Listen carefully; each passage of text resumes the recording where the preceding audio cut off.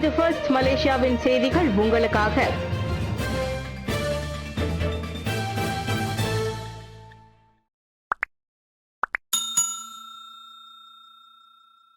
JAC கூட்ட நிமிடங்களில் நீதித்துறை தலையீடு இருப்பதாக கூறப்படுவது குறித்து விசாரணை நடத்த முஹிதீன் ராம்கர்பால் கோரிக்கை.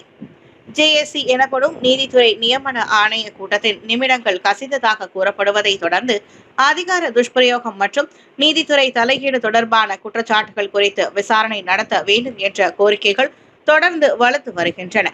ஆக கடைசியாக பெர்ஷத்து கட்சி தலைவர் தான் ஸ்ரீ முஹிதீன் யாசினும் சட்டத்துறைக்கான முன்னாள் துணை அமைச்சர் ராம்கர்பால் சிங்கும் தனித்தனி அறிக்கையில் அக்கோரிக்கையை வலியுறுத்தியுள்ளனர். குற்றச்சாட்டுகள் உண்மையாக இருந்தால் அவை ஒரு நபரின் நியாயமான விசாரணைக்காக அடிப்படையில் உரிமை குற்றச்சாட்டுகள் உண்மையாக இருந்தால் அவை ஒரு நபரின் நியாயமான விசாரணைக்கான அடிப்படை உரிமையை சமரசம் செய்யக்கூடும் என முன்னாள் பிரதமருமான முஹிதீன் தனது ஃபேஸ்புக் பதிவில் கூறியுள்ளார். நீதித்துறை நியமனங்கள் நேர்மையுடனும் செய்யப்படுவதை உறுதி செய்ய சரியான நடவடிக்கை எடுக்கப்பட்டால் மட்டுமே நீதித்துறை மீதான மக்களின் நம்பிக்கை வலுவோடு இருக்கும் என பெரிகத்தான் நேஷனல் தலைவருமான அவர் சொன்னார். சிகிச்சை முடிந்து மீண்டும் எழுந்த துன் மகாதீர் ஐஜேஎன் பரிசோதனைக்கு பிறகு பணிக்கு திரும்பினார். முன்னாள் பிரதமர் துன் டாக்டர் மகாதீர் முகமது சோர்வு காரணமாக தேசிய இருதய சிகிச்சை நிறுவனத்தில் சிகிச்சை பெற்ற பிறகு தான் நலமாக இருப்பதாகவும் மீண்டும் பணியை தொடங்க உள்ளதாகவும் மகிழ்வுடன் கூறியுள்ளார். கடந்த வாரம் தனது 100வது பிறந்த நாளை கொண்டாடிய துன் மகாதீர் நடைபெற்ற நிகழ்வின் போது மக்களுடன் முழுமையாக இணைய முடியவில்லை என்று மிகுந்த வருத்தத்துடன் கூறியுள்ளார்.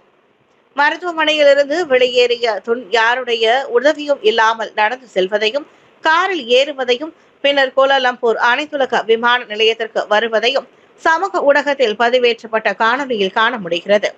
ஜூலை 10ஆம் தேதி முதல் தனது 100வது பிறந்த நாளை முன்னிட்டு புத்ரஜயா ஏரியில் நடைபெற்ற நிகழ்வொன்றில் கலந்து கொண்டு அதிகாரிகளுடன் ஏரியை சுற்றி சைக்கிள் சவாரியில் பங்கேற்ற பிறகு அவர் சோர்வடைந்து ஐஜேஎன்னில் சேர்க்கப்பட்டுள்ளார் என்பது குறிப்பிடத்தக்கது.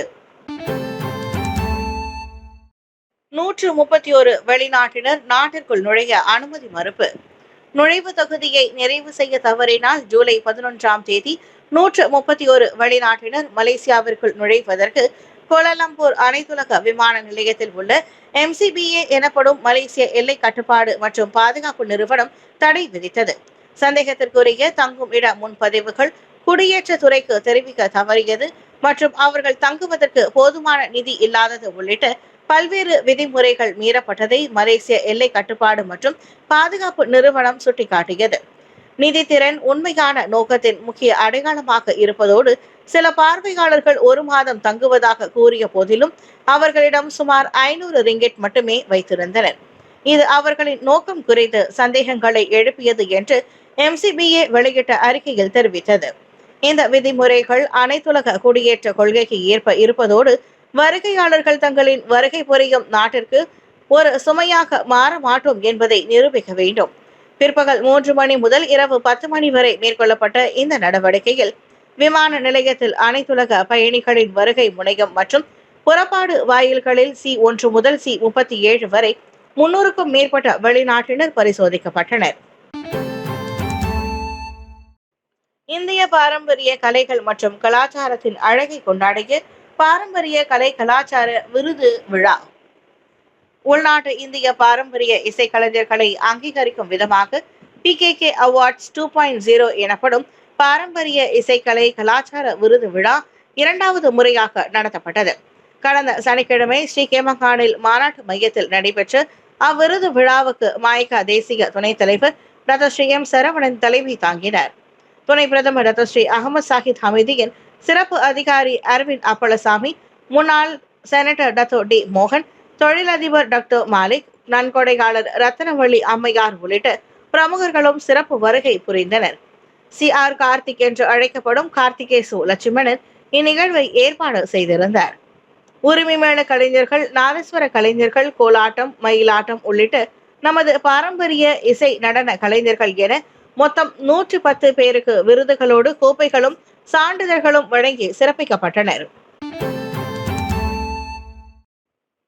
ஜொஹூரில் விபச்சார தொழில் செய்து பணம் பறிக்கும் கும்பல் கைது. கடந்த ஜூன் 20 முதல் ஜூலை 1ஆம் தேதி வரை போலீசார் மேற்கொண்ட அதிரடி பரிசோதனையில் விபச்சார தொழில் செய்து பணம் பறிக்கும் கும்பலை சார்ந்த 9 பேர் வெற்றிகரமாக கைது செய்யப்பட்டு 2 இளைஞர்கள் உட்பட 3 பேர் மீட்கப்பட்டுள்ளனர். விபச்சார வீடொன்றில் நடத்தப்பட்ட அச்சோதனையில் அந்த கும்பலின் முக்கிய நபர்களான 7 உள்ளூர் ஆண்கள் மற்றும் 17 முதல் 50 வயதுக்கு உட்பட்ட 2 பெண்கள் அடங்கிய 9 சந்தேக நபர்கள் கைது செய்யப்பட்டுள்ளனர் என்று ஜொஹூர் காவல்துறை தலைவர் டத்தோ எம் குமார் கூறியுள்ளார். இந்த நடவடிக்கையில் போலீசார் பாதிக்கப்பட்ட 26 வயது இளைஞனையும் கட்டாய உழைப்பு சுரண்டல் மற்றும் பாலியல் துன்புறுத்தலுக்கு ஆளானதாக நம்பப்படும் 2 பதின்ம வயது மற்றும் 16 வயதுடைய பெண் ஒருவரையும் மீட்டெடுத்தனர். சம்பவத்தின் போது 27 கை தொலைபேசிகள், தனிப்பட்ட ஆவணங்கள், விமான டிக்கெட்டுகள், பண பரிமாற்ற ரசீதுகள், கலப்பு பணம், மடிக்கணினிகள், 49 சிம் கார்டுகள், வேலைவாய்ப்பு புத்தகங்கள், ரிமோட் கண்ட்ரோல்கள் மற்றும் வாகனங்களையும் போலீசார் பறிமுதல் செய்தனர். ஆடவரின் எலும்புக்கூடு ஃபெராவில் கண்டெடுப்பு.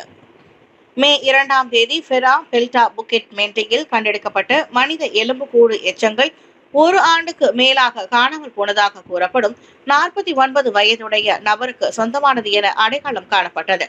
பெல்டா திட்டத்தில் ஒரு சதுப்பு நிலத்திற்கு அருகில் உள்ள புதர்களுக்கு இடையில் கண்டெடுக்கப்பட்ட இந்த எலும்பு எச்சங்கள் ஹனாபி முகமதுக்கு சொந்தமானவை.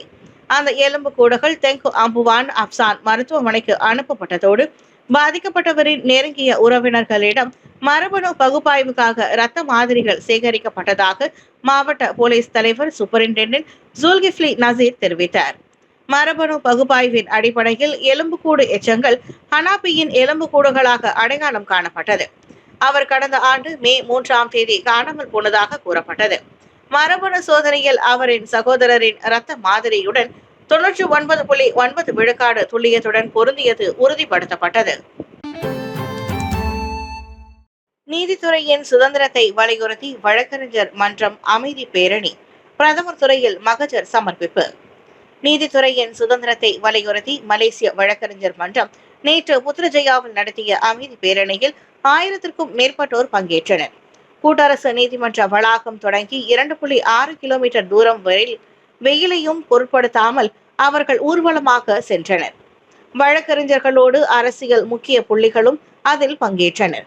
பிரதமரின் புதல்வியும் PKR கட்சியின் துணைத் தலைவருமான நுருல் இசா அன்வாரும் அதில் பங்கேற்று ஆச்சரியத்தை ஏற்படுத்தினார். எதிர்கட்சியை சேர்ந்த கோத்தபாரு நாடாளுமன்ற உறுப்பினர் டத்தோஸ்ரீ தாக்கியுடின் ஹசான், தாசக் புலிகார் நாடாளுமன்ற MP வான் சைஃபுல் வான் ஜான், முன்னாள் அமைச்சர் தான் ஸ்ரீ டாக்டர் ராய்ஸ் யாத்தின், முன்னாள் சட்டத்துறை தலைவர் தான் ஸ்ரீ டாமி தாமஸ் உள்ளிட்டோரும் இதில் கலந்து கொண்டனர். அனைவரின் கண்களும் நீதித்துறையின் மீதே.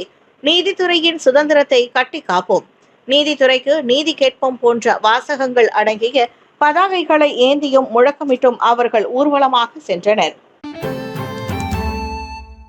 நான் தாக்கப்பட்டேனா? இந்த காயங்கள் கீழே விழுந்ததால் ஏற்பட்டவை. THR ராம் விளக்கம்.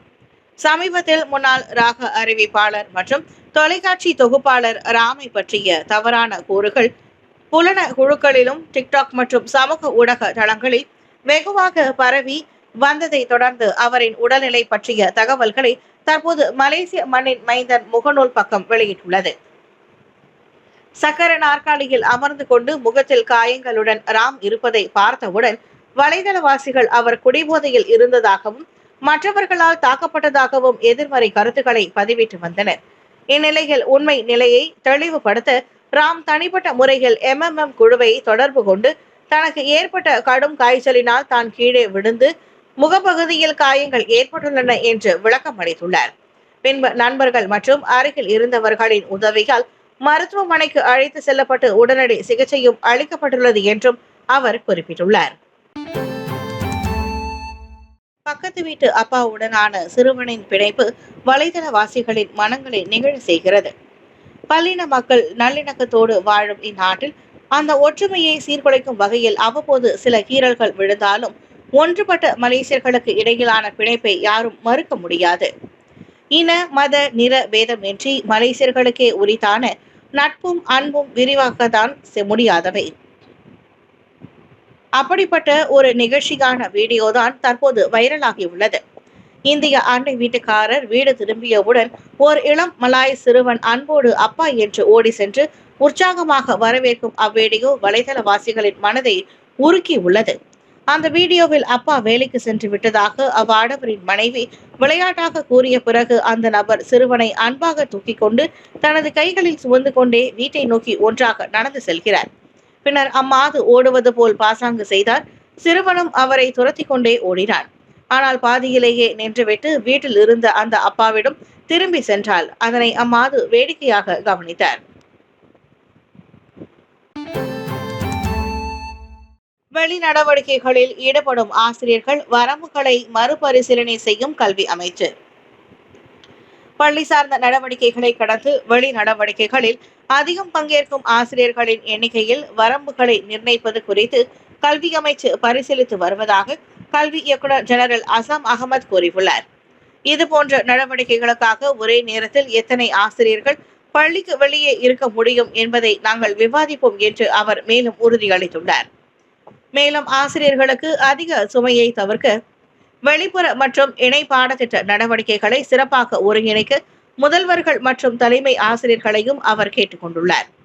தொழில் முறைக்கு மாறான அல்லது கற்பித்தல் மற்றும் மாணவர்களின் கற்றலுடன் தொடர்பில்லாத பணிகளை ஆசிரியர்கள் கைவிட வேண்டும் என்று அறிவுறுத்தப்பட்டுள்ளனர்.